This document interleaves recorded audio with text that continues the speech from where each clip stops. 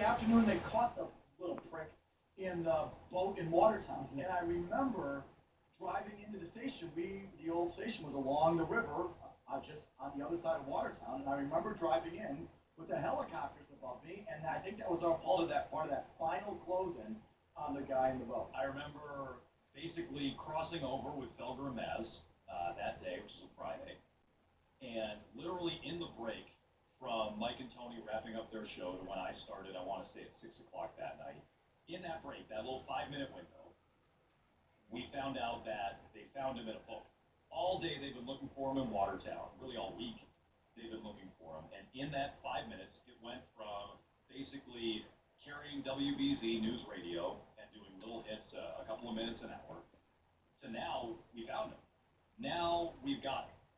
And now what we've been chasing all week long finally happened, and now I got to go on the air. We were going home when people were off the streets and they had him, basically cornered in this neighborhood of Watertown, and we were on the way home, but there was nobody else on the road. I mean, it was eerie is the word. Like, it was different. I think Mike Thomas called Hardy and said, hey, let's get somebody in there with Jones, because he's brand new and he's a kid and he doesn't know what he's doing, I'm sure. So Hardy came in, and Hardy kind of led things, as I remember, and we started out still carrying some WBZ News Radio and, some press conferences and things like that, and then we pretty much started doing a radio show.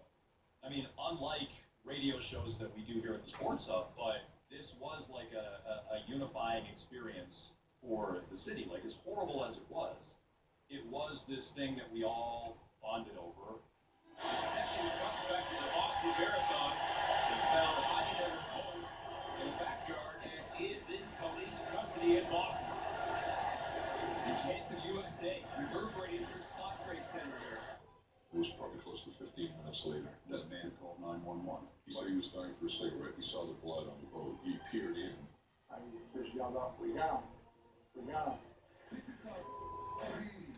Jennings in the center field, a big step from third comes Ellsbury. Big Poppy's back, and he's back big.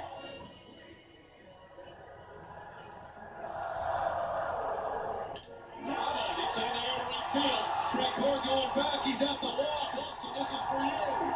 And this time next year, on the third Monday in April, the world will return to this great American city to run harder than ever and to cheer even louder for the 118th Boston Marathon. I also remember the people who continued to help us through all that and helped out my wife, who was going through chemo at the time.